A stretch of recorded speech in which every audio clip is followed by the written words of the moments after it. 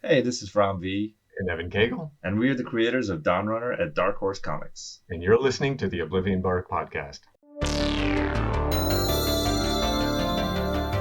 Welcome to the Oblivion Bar podcast with your host, Chris Hacker and Aaron Knowles.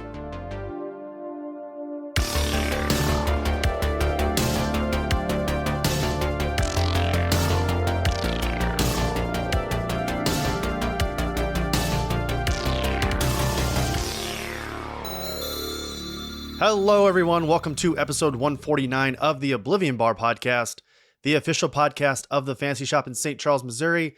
I am Chris Hacker, one of your co-hosts here, and I'm alone this week, everybody. Aaron is actually off in Tennessee, officially retiring from the Army. So if you have a chance, please reach out to my BFF, who I am extremely proud of, to congratulate him on officially retiring from the Army after 20 years. 20 years in the Army. That's incredible. And as many people may know, just to kind of deviate before we get into this conversation with Ram V and Evan Cagle, Aaron and I actually met while in the Army back in 2011. And he was actually my superior, when I first arrived at my unit in at Fort Stewart in Savannah, Georgia. And there are many funny stories with Aaron and I from the Army, but he was my leadership. He was my sergeant. And but we instantly bonded from basically the first moment that we met until today. Again, as we've talked about, I'm sure many times here on the show, we've almost 150 episodes here on the normal show, almost 150 Patreon episodes. I'm sure at some point we've talked about how our relationship, our friendship, everything that deals with both the Oblivion Bar and our own personal friendship comes from those origins of the Army. So I can't really put into words how incredibly proud I am of my best friend, Aaron. I truly hope that this early retirement, I mean, he's obviously not very old, everybody. He has many years left of his life, but the separation from the military, especially for someone who's been in since they were very young, can be a tough one. So if everyone could listen to this, please just reach out to Aaron, congratulate him for a successful, years of duty in the United States military and her service, and just kind of wanted to shout that out right from the beginning. But for our main topic of this episode, we're talking to the creative team of Dawn Runner over at Dark Horse Comics, Ram V and Evan Cagle. Before we get into that conversation, and I think it's a very good one, I want to quickly point out that this was a very challenging episode for me as a host. Now, most listeners of the show, they know this already. I'm a very anal retentive, sort of overly prepared type of host. I have my hands in pretty much every part of the Oblivion Bar. So going into this conversation with both Evan and Ram, I was under the understanding that this would just be Ram. So when I set out to create the transcript for this interview, it was all Ram related.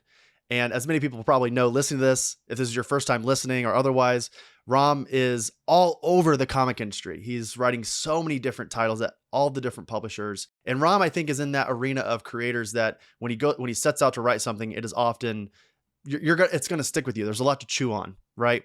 And Evan is relatively new to the comic industry. And unfortunately, going into this conversation and not realizing that Evan was there, and I was so happy when we hopped on and Ram was like, "Can Evan join us for the conversation?" I was ecstatic. I was like, absolutely, please, let's bring Evan into this conversation about Dawn Runner, because this is both of their baby. Dawn Runner through Dark Horse is this very interesting story that we'll get into this conversation. But to have both creators on the show is a gift that I will never turn down. And I was under the impression that Evan had only worked on Detective Comics and Dawn Runner, and I was sorely misinformed. He's worked on Superman and the Authority, Catwoman, which we speak on in the conversation. He's done indie comics that he's both written and drawn. There's a lot of different avenues, and I just wasn't familiar. So that's my first mistake. The second mistake that you'll hear in this conversation that I find funny, and I found very funny while editing the show, I kept calling it Dawn Runners, plural, and it's Dawn Runner, it's singular. So keep an ear out for that. It's very funny. So I wanted to just point out that very interesting challenge from the very beginning, because it's nice. It's nice to be kind of, thrown for a loop. And it was awesome that Ram sort of invited Evan on for this conversation, because that's an incredible opportunity, but also it kept me on my toes, because I'm, again, often I'm over editing, I'm over preparing, all these things. So it's nice they always say you have to be uncomfortable to get comfortable, right? So it was cool to have them both on and just kind of think on my feet with these questions. And I think it results in a very interesting conversation. So we'll get enough preamble. We'll get into that conversation here in just a moment. I want to quickly plug, if you want to support the show, patreon.com/Oblivion Bar Pod. If you like what you're hearing here, please check it out. For your contribution and support, you could have access to The Grid, which is our Patreon exclusive bonus podcast. I just spoke on that a moment ago, where Aaron and I put out an extra episode each week, about 30 minutes of us just, a stream of consciousness without filter, which we barely have any filter anyway, but over there, it is very much just insanity. So you also get episode transcripts, like I was just speaking about, the thing that I usually use to interview these creators or sort of organize the show. You have full access to that. You can look and see how we prepare for the Oblivion Bar podcast, a true behind the scenes. Early access to these episodes that you're listening to right now. And I'll do the special shout out at the end of this episode, but Aaron will generally do the special shout out that you get for supporting the Oblivion Bar podcast. Also, you can link and listen to Patreon exclusive episodes and content over on Spotify. If you go to our page on Spotify, you can click the banner at the top, and that will allow you to link your Patreon to Spotify. And that way you can just listen to the normal show, all your other podcast and Patreon exclusive content over there on Spotify. So once again, that's patreon.com/Oblivion Bar Pod. Let's get into this conversation with Ram V and Evan Cagle. Hey everybody, our sponsor for today's episode is G Fuel, the official energy drink of esports. Whether you're a casual gamer, a content creator, an everyday Joe, or an esports pro, G Fuel's sugar-free, antioxidant, and vitamin-fortified focus-enhancing and high-performance energy products will give you the edge you need to fuel your grind. No sugar, no gluten, no crash, just natural, clean vitamin energy that's available in over 40 lip-smacking flavors. While stocking up at gfuel.com, use our code OBP at checkout for 10% off your entire order. That's OBP at checkout. G Fuel. Performance energized.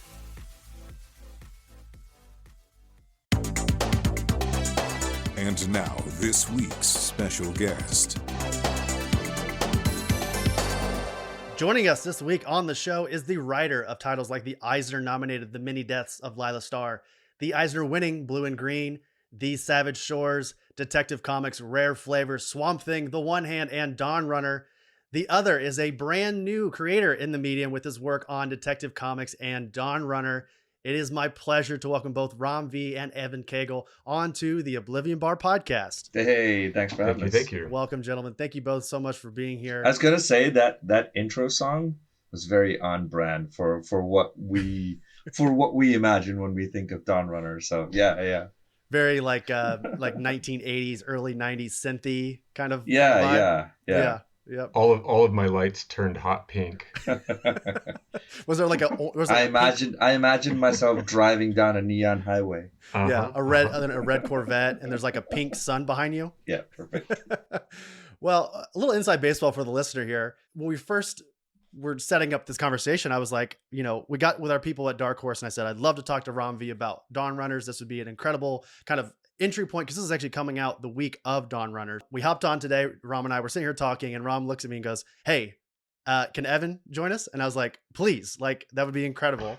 So Evan, thank you so much for being here. I would love to kind of start with you. My pleasure. Surprised you have to answer questions now. Damn. All right. You didn't want to just sit here and listen? That wasn't on there? I mean, I was gonna let Ram answer a couple just so I could get a flavor for a rare flavor, perhaps. a rare. Me talking is by no means a rare flavor. Ram, you have been on the circuit here. You've done a lot of podcasts over the last couple of weeks. I'll tell you what, Evan. I'll go ahead and start with Ram here because it does kind of tie into what we're talking about here. All right. I wanted to plainly state, just kind of right off the top, that Ram, you are everywhere in the comic world. Not including those titles that I listed there at the top. You've also recently worked on titles like Aquaman, Catwoman, Swamp Thing. I already said that at the beginning. Justice League Dark, The Vigil over at DC Comics. We've got Venom and Carnage over at Marvel, not to mention your creator-owned work and your new venture over at Distillery. So this first question I have for you is kind of a loaded one, but I'm curious, how do you find the time or creative willpower to do all of this? As I'm discovering that it's not okay to just sleep for 4 hours every night. Lightweight. No, it's genuinely been a case of because I'm relatively new to the industry. I keep saying this. I can't keep saying this forever, but I only started making comics in 2016. Before then, as a chemical engineer, I'd done some amateur writing. So the point of saying that and why it relates to this is I don't know how to or where the wall is in terms of how much I cannot do, and it's something you genuinely have to learn through experience. And it's even worse when you're the kind of person who might appear to be 40 plus on the outside, but on the inside you're just like this 12-year-old kid who's been told, go ahead, you can do whatever you want. And my first instinct is to, of course, do every exciting thing that I want to do. Like Evan will vouch to this because we'll be discussing Dawn Runner, and invariably I will go, and then after we finish Dawn Runner, we're gonna do this, and then after we finish that project in 2027, we're gonna be doing this. Evan, how does it feel to have your career planned out for the next 8 to 10 years? It's a relief. Nice security. It's a relief. I occasionally wake up in the middle of the night afraid of where my next gig is going to come from, and then I remember that Rom has already figured it all out. So it's very comforting. But also this is to me, this is a hallmark of a lot of creative people I've met. Mm-hmm. It is this sort of incessant need to be doing things that are just creatively exciting. Like none of my career planning is like, and in 4 years we will all be rich and we can retire. All of my creative planning is like, hey, I want to do this project that's going to pay us nothing, but it's kind of exciting to do. Do you want to do it? But this is genuinely a thing that I've picked up on from a lot of other people. So at the very least, I take solace in the fact that I'm not alone in my lack of any foresight or organization. It was John Cleese said in his book Creativity that boredom is the best tool for creativity. Do you find that to be true, Rom? Do you often find yourself just kind of sitting around looking at a wall, dreaming up new story arcs for the mini publishers, or do you have a different kind of method? I want to agree with John Cleese, but also like I'm very rarely bored. Sure. Because my brain just goes like, cool, we've got some time. Let's think of something interesting or exciting or fun. To a point where Evan may not even know the story, and I've told Evan a lot of stories. When I was a kid, my mother got called into school because one of my teachers wanted to bring up this subject that I kept while she was teaching. It looked like I was just in a completely different world. And she was like, is everything okay with him? Like, and my mom was like, you must be the world's most boring teacher. And I would like to say for the record that my mom was absolutely right. Yeah.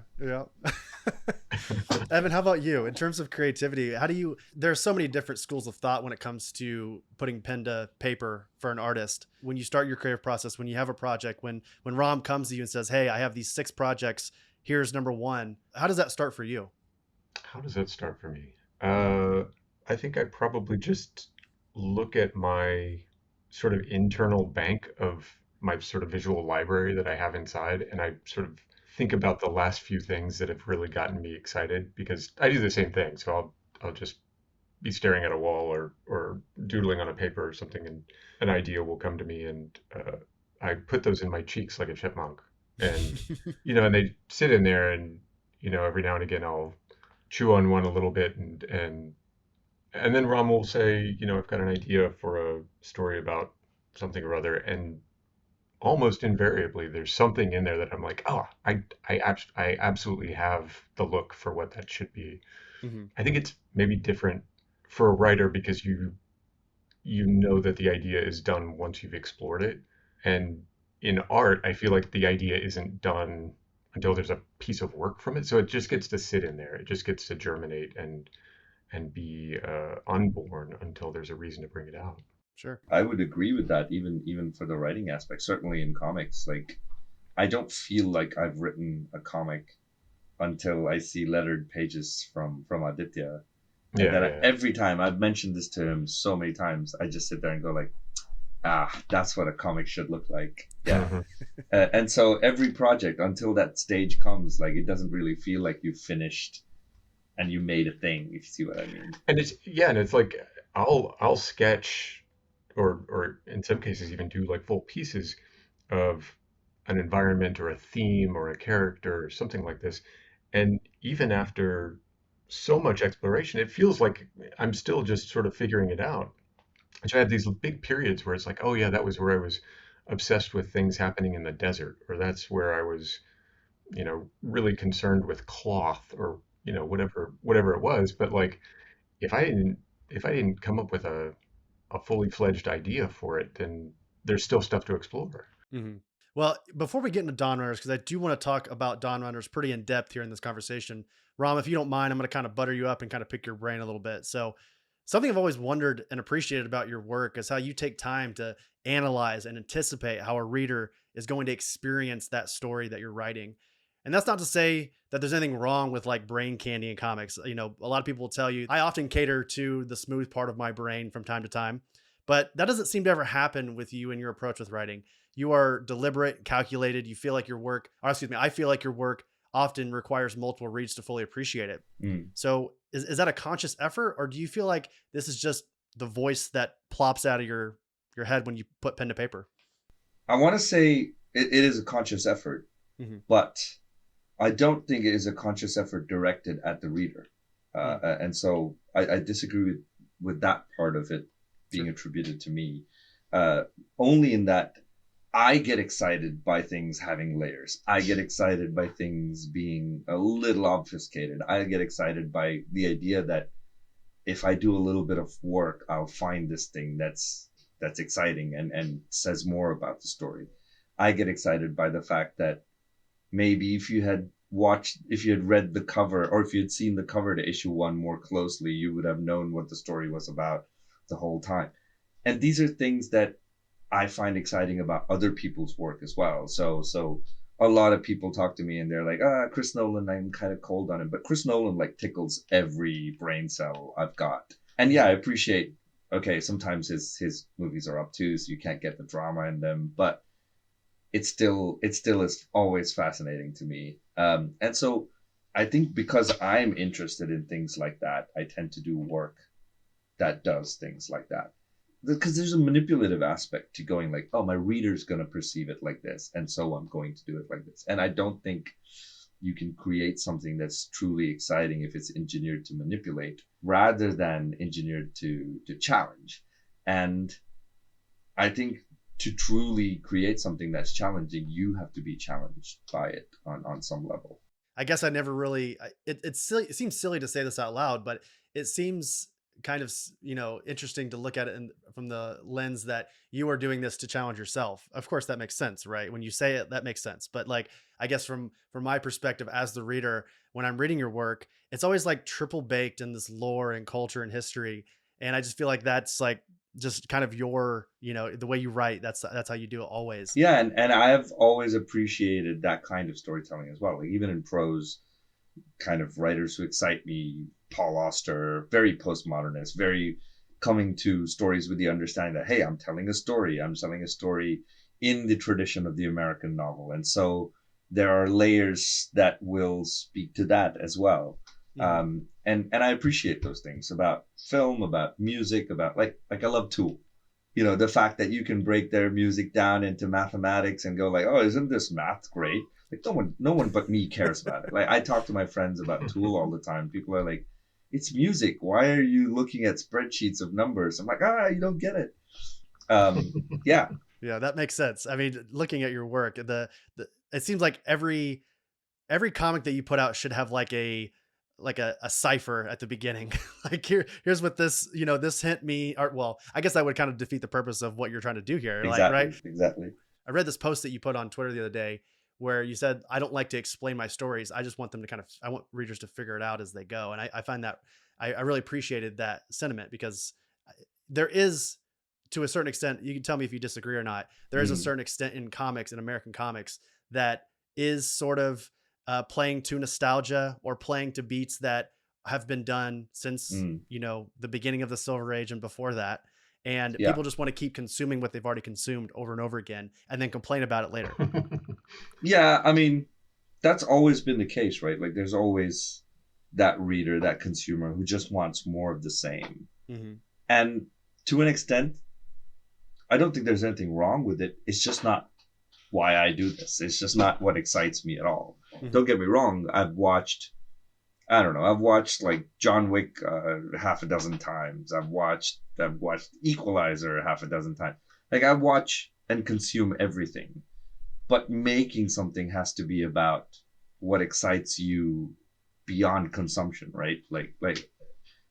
And so I think in that regard, yeah, I don't see the point in explaining your story to someone, because the whole idea of telling a story is that the true experience of a story is somewhere lost in between in translation. Like, when I write a story, outside of the plot and the character and the engineering aspect of it, the true magic and the beauty of a story comes from the fact that I have a certain set of experiences in my life, and I have developed a viewpoint of the world through that, and I'm trying to express that in a story. I'm trying to express a feeling, a philosophy, if you will, but not one necessarily that I can articulate in 2 or 3 sentences, because why the hell would I write a story then? I just articulate it in a couple of sentences, right? Mm-hmm. And then this beautiful, magical thing happens where I let go of the story and I have no more control over it. And it's going to be, whether it's, straight up prose and going to be read by someone, or it's going to be interpreted by an artist who then expresses their own layer to that story on top of that. And the end product on paper then goes to a reader who is going to read it, and they're going to feel happy, sad, angry, unmoved, because it says something about their own experiences in their life. So there's this wonderful translation happening of my work through the lens of somebody else's experiences. And to explain that would be to deny this aspect of translation, because then I'm saying, no, it is distinct. Mm-hmm. And it doesn't matter what life you've lived or how you've felt about relationships or who you're angry at. It is distinct. And so it is it's sort of articulating something like that almost always makes it less than what it is for the reader. Sure. Yeah. Well, I'll tell you what, let's go ahead and get into Dawn Runners, because again, this is why we're all here today, to talk about this brand new series from Dark Horse Comics, which comes out on March 20th. And I'm going to give the listeners here just a brief synopsis. So, a century ago, a portal opened up over Central America, and the Tesda that came through changed our world. Now the world bends all its effort to make Iron Kings, great mechs that must battle the Tesda for humanity's continued survival in this gladiatorial combat. So I get like Francisco de Goya's The Colossus meets Pacific Rim with a little bit of Ghost in the Shell from this first issue of Dawn Runners. Evan, I'd love to start with you here. What do you hope readers get from this first issue? I want it to feel sort of like cracking a door and looking out and just sort of getting a glimpse of a world beyond it. In one of the other interviews that we've given together, we were talking about all the pre-production, all the concept art and sort of world building stuff. And as I think about that, like, most of that stuff is invisible. It's stuff for me. It's stuff for Rom. It's stuff for the trade. It lives sort of separately from the story. But I want you to feel it there, even if you don't see it there, even if experience it directly. I want you to feel like there's a whole world there that makes sense and that is internally consistent and interesting. And I want you to be intrigued by the characters and intrigued by the strange and horrible things that are happening to them. And I guess I can I reframe it just slightly. So yeah. I don't want you to tell the reader how to feel, but I guess, how did you feel while making it? Without the thing that excites me about what we've constructed is that there's this wonderful balance between the scope and scale of things. The whole world has changed, so everything is new for you to witness as a reader, but also for us to create from scratch. And yet, what I hope is we're telling a story that feels intimate, that feels about powerful interpersonal relationships, about how we think of ourselves, certainly as when it comes to other people depending on us protecting other people, our kids, our partners, our friends, And I suppose the sort of quippy line would be, it's about the armors that we wear as people, whether that's the armor you put on to go fight giant monsters, or the armor that you put on to cope with your inability to help people sometimes that are in need. Now, Evan, we talked about this a little bit at the beginning of the conversation, but this is your first work in comics. Well, obviously you've done covers for Detective Comics and those are incredible. I mean, I think Sure. when you go Thank to a you. comic store and you see those covers for Detective Comics, that truly, I mean, obviously besides the written by Rom V on the cover should sell it within itself, but the cover, I mean, you could hand that to anyone. You can hand it to grandma and they go, "What is this operatic Batman about? This is incredible." I love that. Thank you. You've worked on Catwoman as well, but this is like maybe your Mhm. first big project with interiors. How's that Yeah, process changed yeah. for you? I feel like I've gotten a bit better about streamlining Hmm. over the course of working on Dawn Runner. The schedule for Dawn Runner was thrown wildly out of whack by COVID and has now stretched into the fourth year of production, Sure. which is inconceivable. But there it is. And when I started working on Dawn Runner, I was very precious about it, and I would labor over it, and I would work and rework and rework, and it took forever to get that first 30-page chunk. And as I've gone along, I've gotten more comfortable with being inspired, with not knowing the answer, with sort of jumping in and saying, I'm not really sure what I'm going to do, but I'm just going to go with it and see what happens. I mean, it's a little like Ron was describing in writing. It's walking the knife edge between feeling comfortable in your own technique and also not having all of the answers, and feeling comfortable enough to say, I don't have all the answers and I'm just going to wing it. So I mean, I think on some level that applies to any kind of meaningful art. Like, you have to be willing to feel around in the dark a little bit. mm. Otherwise, if you know exactly what you're doing, like, does it not get boring to just do exactly what you already know you're going to be doing, you know? Yeah. I mean, I don't. We've worked together now for enough Four years years. and on enough things, but I also know that you don't know what I'm going to come up with Yeah. at any given point. You're gonna say, so and so walks down the street and maybe they see a cool thing here and a cool thing over here, but I know that I'm going to come up with something that um, hopefully you like, but but that you're not going to expect. Yeah, like all the instances of the ghost image in that scene when he's walking through the town in the theater, and yeah, I don't think the ghost image was in the script, but I looked Yeah. at it, I was No, like, that's no, great. Yeah. yeah. I was wondering how much we were going to get into like specifics because I did want to talk a little bit about Major Ichiro and some of the things that Yeah. kind of happened there at the end of issue 1. And I don't want to spoil things for readers because again, this conversation will come out 2 days before the actual issue comes out. But I will say that to kind of speak on what you're saying there, Evan, that and actually, Ram, you said this earlier in the conversation as well. The sense of scale is like truly remarkable in terms of what you've done with these, these mechs and with the people that are on the ground. It's just wild. There's a spread that where you get the title card, I think at the very beginning of the issue.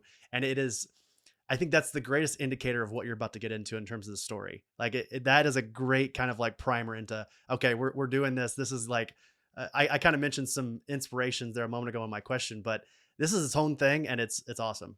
Yeah, I mean, I think also that spread in particular is such a cool thing, because the instinct, in any comic is to go with a spread that's like, and then the aliens attacked, dun dun dun. There's like huge spaceships everywhere, explosions, people running.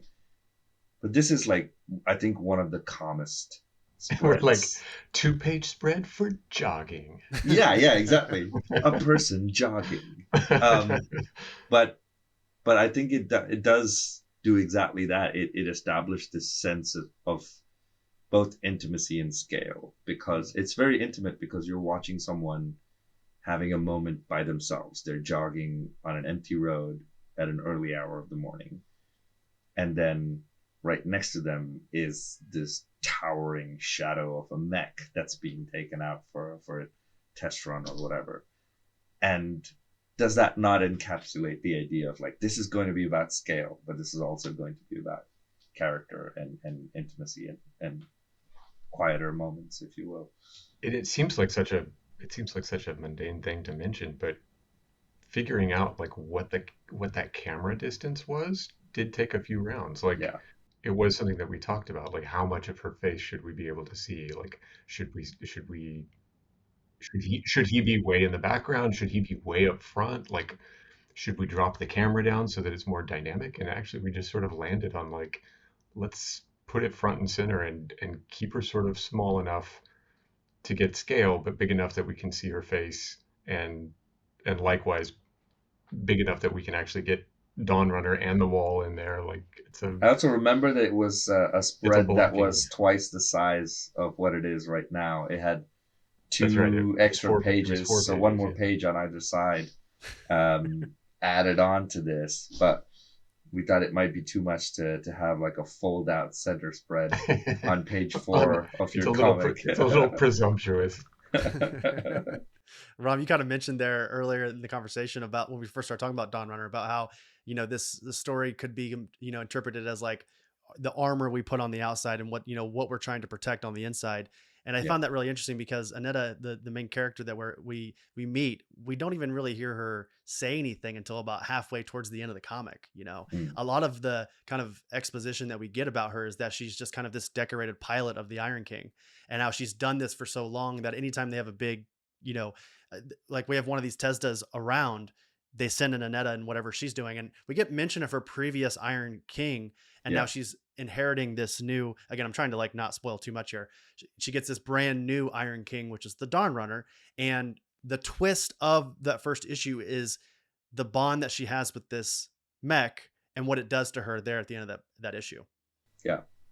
Yeah, sorry. So what was the question again? Sorry. There really wasn't a question. It was just me trying to think this out with both of the creators right in front of me as I'm staring at them. I thought you handled that well. You managed to give it without giving it all away. Yeah, and that was truly the experiment. There was me just trying to kind of lay it out there for everyone. That way they know what they're getting themselves into with Dawn Runners. But yeah, no, and I think on your point of Aneta not even speaking up, I think the element that strangely everyone else has told me is like the most interesting element to them is this idea that this endeavor to preserve and save human existence in the wake of these giant monsters that rip through every human, rip through the human cities from time to time, is the fact that it's turned into this kind of gladiatorial sports multinational pastime, if you will. Yeah, I thought it was an interesting crinkle to put in. I thought it was going to give great opportunity for story, but I had not foreseen people going like, oh my God, that's super interesting that's happened. And what does that say about us?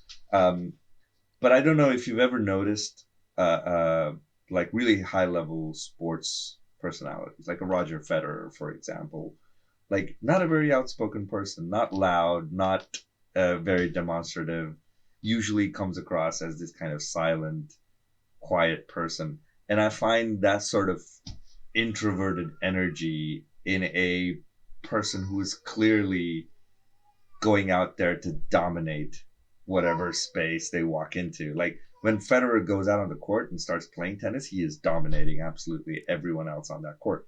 And I find that incongruence to be very interesting. So when Aneta goes out and fights in her mech, there is absolutely no one who compares to the number of kills she's racked up. And yet outside of it, she's this quiet, semi-intense, almost demure, almost shy kind of person. I just found that a fascinating character to write. And she doesn't have to say anything, just like Federer doesn't have to say anything, because their play or their work does the talking for them. And the language is physical. Right. Yeah. Exactly. And of course we got a character in this story, Xavier, who kind of just is this ever present, just looming, like, I wanted to say rival, but just kind of like this, like chirping bird. And it is, Xander, you mean? Yeah. Xander. I'm so sorry. Yeah. Xander, who is just ever so badly puppy nipping at her feet. Yeah. Wants to beat her in every facet. And she just could care less. So I mean, really to go with the tennis analogy, and I don't know how many people are old enough to recognize it's the Bjorg McEnroe chemistry there. Yeah. Yeah, that's it. Yeah, that. Like Bjorg was this like languid, gigantic, very quiet but amazing tennis player, and then McEnroe was someone who would have a tirade at the end of every serve. So Known for. It yeah, was known his for, but shtick. also both amazing, Yeah, amazing yeah, players. perfectly Yeah. fantastic player in his own right, but yeah, could not keep his mouth shut to save his life. Well, Ron, I'd love to pick your brain a little bit about the one hand. So, Yeah. you, along with Lawrence Campbell, this came out in early February through Image Mm. Comics, and the first issue, in my opinion, is like the definition of atmosphere. And I think most readers know by now, but the series runs parallel with Dan Waters and Sumit Kumar's the Six Fingers. Yep. And this tells a story of a retiring detective and the killer that he's hunting. So, what is your relationship to like film noir stories, and how has that influenced you with this neo noir story? Well, I mean, film noir and neo noir or neon noir have all been super, super influential. I think one of the noir films that had the most profound effect on me the first time I saw it, and I don't think most people think of this as a noir film, is actually Angel Heart. Mickey Rourke. The Rourke movie? Yeah. Interesting. Okay. But it is genuinely like a phenomenal example of contemporary evolution of noir techniques in filmmaking, I think. So I've been kind of in love with that whole light and shadow, and everything has meaning, everything has portent, a sensibility about it, and this sort of overarching sense of like everyone is doomed. Of course, we all are doomed, and so yes, that atmosphere certainly plays into it. I think it marries very well also with the fact that it's the concept and the idea is very much inspired by Cormac McCarthy, and I think although to most people Cormac McCarthy kind of evokes this intense American Western frontier writing almost, I think there's a very noir sensibility about all of his stories. Like none of his protagonists are going to end up in nice places, you know. So yeah, so I think that was a massive influence, and then the obvious sort of neon noir influences of Ghost in the Shell and Blade Runner and whatnot already exist. But another influence that's probably a more unlikely one is actually Paul Auster's City of Glass, which is part of his New York trilogy books, and where he was taking the sort of American 80s American detective novel as a structural framework to do other complex, interesting things with it. And I think part of the endeavor with One Hand and Six Fingers here is to do something similar in taking what is clearly neo noir atmosphere, but then telling this kind of story without spoiling anything. That I would say I don't think any of the readers quite know where this is going to end up. Sure. Yeah. Now, McCormick in the story, is that any reference to? Of course. Okay. I mean, there's also there's quite literally a page in issue 1 that I don't think anyone's figured out yet. But there's one of those sort of doomsaying, panhandling people on the street. You know, they've got like this whole prophecy written on a chalkboard. So you see in a couple of panels what is written on a chalkboard. Of course, it's just chunks of text, and a lot of it is missing. But those parts are quite literally from Blood Meridian. No, from Sunset Limited. Oh, okay. Yeah. So, I mean, the influence is very much for anyone who wants to see it is very much there.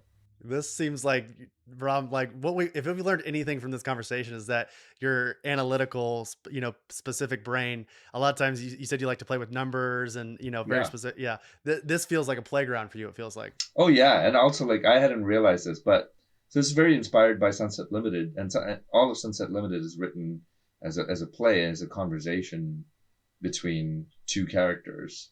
If you think of One Hand, Six Fingers that way, One Hand and Six Fingers is a conversation between two books. And so Dan Waters, who was my collaborator, at one point looked at me and said, "Yes, you read a dialectical script and then decided to make the most Hegelian comic book ever." So I was like, okay, yeah, that's great. That works for me. Well, speaking of Dan, like we said, he's writing the Six Fingers. Oh, and you know what? Actually, it's important to just say before we get into Dan is that both issue 1 for the One Hand and Six Fingers both sold out. So congratulations on that. People are loving it, Thank you. which is Yeah, yeah. incredible. And speaking of Dan, you actually have a Creature of the Black Lagoon series coming out through Image Comics that you're co-writing with Dan, and art by Matthew Roberts coming out April 24th. Again, as we just said, you and Dan are often either working directly with each other or bouncing off parallel similar titles. What's the relationship / friendship there between you and Dan? I mean, Dan's one of my earliest friends in comics, but also just one of my earliest friends in the UK. I moved here in 2014. I went to Thought Bubble in 2015. I didn't have a single comic book made at the time. And Dan Waters and Casper Wingard had just released their first Image book called Limbo. We all met. We, over the next few months, realized we all came from similar influences, had similar ideas, certainly similar ambitions with what kinds of stories we wanted to make. And that's very rare to find people who look at the work with a similar, and I don't mean a similar analytical mind, but from a similar place of earnestness and honesty and desire to make something authentic. That's very rare to find people who are like that and who you can vibe with like that. And so Dan is absolutely of the cut of the same cloth, if you will. And yeah, we then got together, established a writing studio called White Noise with Dan, Alex, and Ryan O'Sullivan, part of the studio, part from me. And yeah, we've been making comics together ever since. I had an Image book the year after that. I did my first DC work the same year as Dan did his first DC work. So it's been a journey of sort of pushing each other to do interesting things, but also watching each other grow. Yeah, speaking of relationships, Evan, I'd love to kind of pick your brain here. How did you and Rom first connect? I don't know if we talked about this or if I've ever even heard the story. Was it just Detective Comics or was there a more interesting side of it? A confluence of serendipities. We met at a party in Scotland, and no, that's not at all. I was going to say, where are you based out of? I don't think that's it could have been true. It's not true. It could have been. No, I was going to be like, oh no, what party is this? Why don't I remember it? I'm gonna just answer something different every time we get asked this question. No, I became aware of Graffiti's Wall. What year was that, Ron? 20. Depends on what version of it you 18? read. I think it must have been the Dark Horse version, right? No, it was before that. Then it was that was probably 2017, 16, 17ish. Yeah. So that was when I first ever even heard of you, and I was seeing some stuff on it online, and then I hunted down a copy of it, and then nobody else that I knew had read it, and I started getting really crazy about it because I thought it was really very good. And in fact, everything that I read that year, because that was sort of a year of re-educating myself in comics. I'd taken some years off, and I was just omnivorous and was reading all sorts of stuff. And I just kept coming back to this one. It was really, there was something about it that, yeah, there was a literary quality to it. There was an earnestness, and frankly, like the voice was unlike anything that I was reading in comics or had ever read in comics, and it was just really unique and unusual. And I couldn't believe that no one else that I knew had read it, and so I started getting really mouthy about it, and started following Rom, and then I think Rom will tell you that he secretly started following me for something else. Yeah, Evan had done an illustration called Golgotha, which had this huge Evangelion mech, and a young man standing in front of it, and I looked at that, and I had started pondering this idea of doing a mecha kaiju comic even way back then, and I looked at it and went like, I should get in touch with this person and see if they would like to make some comics at some point, because certainly at that time all of my collaborations had started off like that. Like on working, Graffiti's Wall was Anand's first graphic novel, and so I remember very distinctly going on to Evan's website and being very pleasantly surprised that there was a sort of 10-15 page comic that was also on there. So I'm like, oh, this person is actually interested in making comics. I will remember. We'll reach out when the time comes. And then a few months later is when Evan got in touch to say, hey, I really enjoyed Graffiti's Wall and wanted to reach out and say I appreciate your work and if you ever want to collaborate on something. So it was two Yeah, I have to people. say I don't have a lot of I don't have a lot of positive things to say about social media in general, but honestly, that has to be the biggest one, the best one, is just the ability to reach out to other people and tell them that their work is amazing and that you'd like to work together, and it's worked out surprisingly well, you know? Yeah, it's also quite astonishing when that happens, isn't it? Like Yeah. it still happens. I don't know if I told you this, Evan, but Shannon Tyndall, who is the creator of Kubo and the Two Strings, for anyone Hmm. who's seen Hmm. that, just randomly DMs me on Twitter. It goes like, "Oh man, Rare Flavors! I'm enjoying Great Rare work. Flavors so much." That's And awesome. when he first DM'd me, I was like, "Oh, cool, thank you, Shannon," because lots of people write to me and they're like, "Oh yeah, I enjoy your work." And then I'm looking up this guy's like, "Oh, what has he done?" I'm like, "Oh, he's quite literally worked on like four things that I thought were amazing and great. Yeah, I should yeah, I yeah. should probably DM him and say thank you." I Yeah, mean, I won't go so far as to say that it happens more often than not, but it happens with enough regularity that I yeah. I can't I can't badmouth the social media as a way of making friends with other creators and building relationships. It's great. Yeah, comics Twitter in like from like 2010 to 2014 was top tier. I mean, it's not, it's obviously kind of eroded away since then, but like those early So what days, Chris is trying to say is, as soon as I jumped on it, things went south. Rom got on the platform. I was like, it's all gone to shit now. I'll leave. What is this? Well, I have one final question for you, and Rom, this is a very specific one for you because Evan, I'm not sure if you've ever met Christian Ward, but I have a question about Christian Ward, who's a good I friend of know mine. I know him from social media. Yeah, he's a good guy, but I need honest answers here, Rom. So, Yeah, you guys obviously partnered together for DC's Black Label series, Aquaman Andromeda, back in 2022.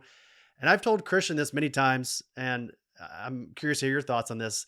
The fact that Andromeda did not get an Eisner nom is like a blemish on the committee for the Eisner committee, because that book, I think we're going to look back on Andromeda in 10 to 15 years and go, man, why was this not like paraded around as like the best book of 2023 or 2022? So I need honest yeah. answers. Thank you for saying that. Yeah, Yeah. of course. And what was that like working with Christian on that book? Is that the only work you guys have done together? It is. My experience with Christian actually predates Andromeda by quite some time. Hmm. My first opportunity to ever meet Christian was I was walking through a convention in London, and I had no comics made. I had maybe 5 Xerox copied pages of a book called Black Mamba in my hand, and I was walking by this table and Christian was sat on it, and I looked at his art, and I was like, "Man, this is amazing." I didn't really know of Christian's work before then, but interestingly, he was talking to someone else who had asked him advice on, you always get the how do I break into comics, and for 45 minutes, Christian was just absolutely passing on wisdom to this person. And Christian's a teacher, as an art, or at least used to be an art teacher, from what I know. And so it was just a case of me going like, if I just stay here, I'll get free advice without having to actually go and say something to You're someone. just flipping through And so, pages, like listening. yeah. So I just like lingered at Christian Ward's table Tape for recorder. about 45 minutes. Yeah. Yeah.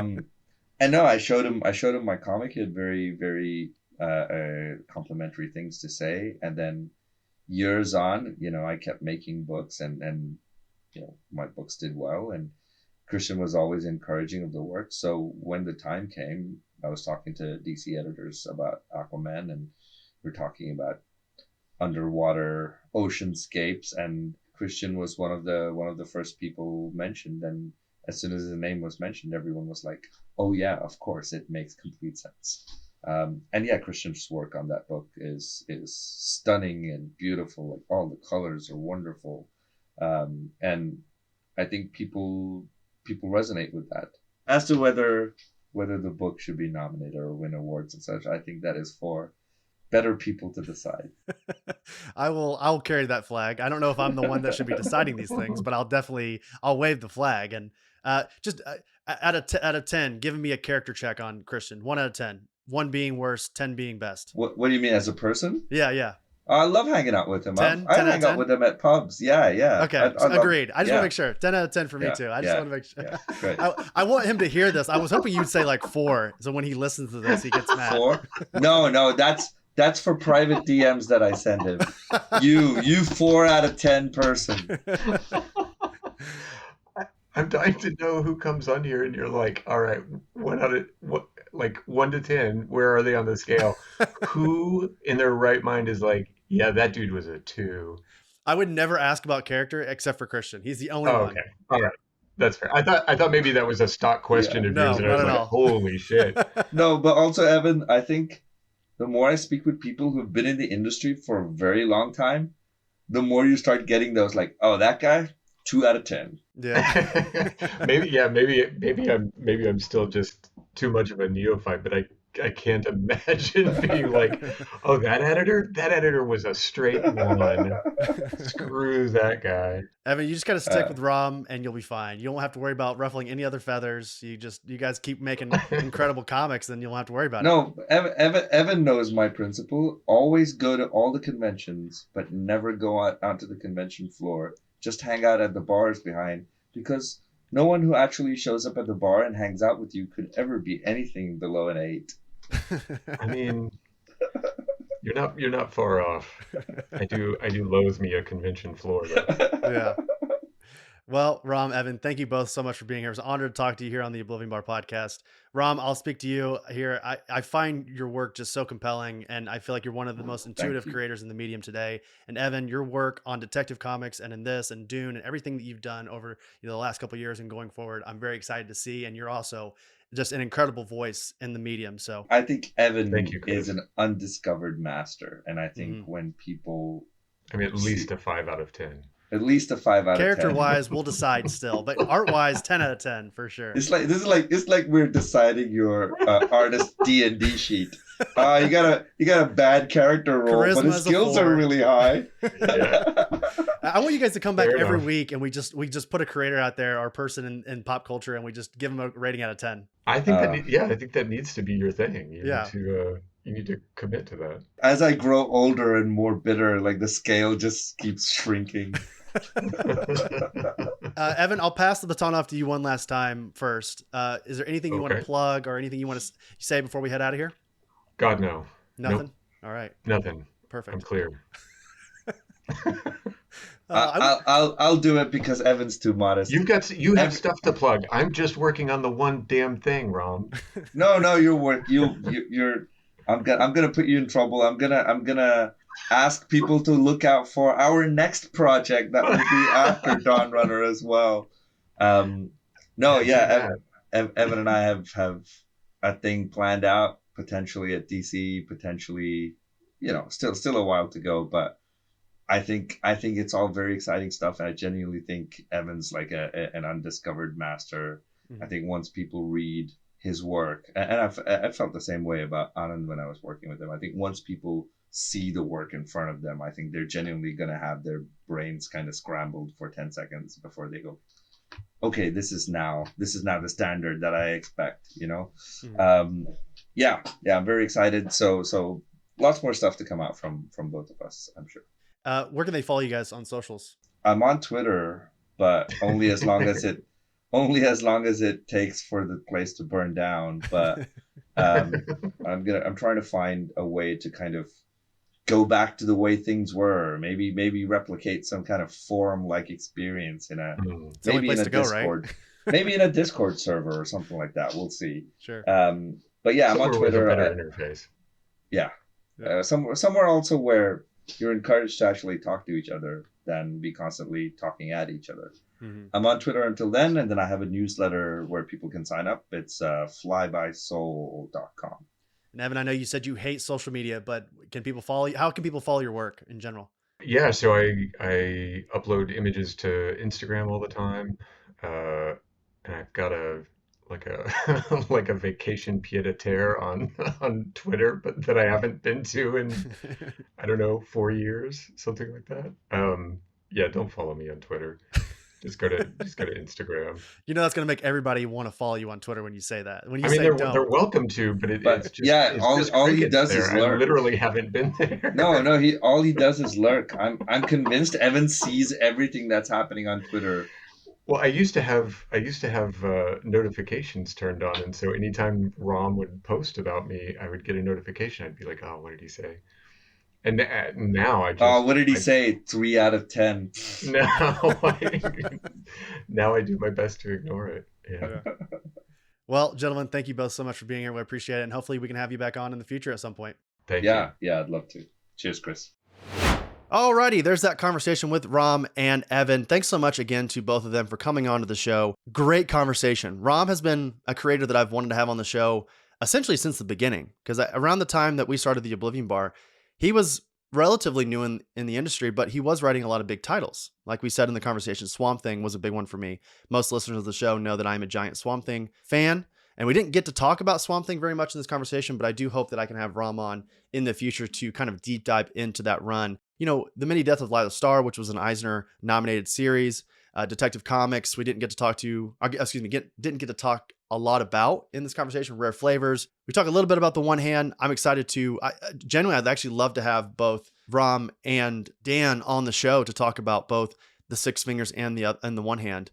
And then also thanks to Evan. So Evan doesn't go on to many podcasts. So the fact that we had the opportunity to talk to Evan and talk about what it's been like for him to transition into interiors, because he's been doing covers for comics for a long time, but he's relatively new into the interior part of the medium.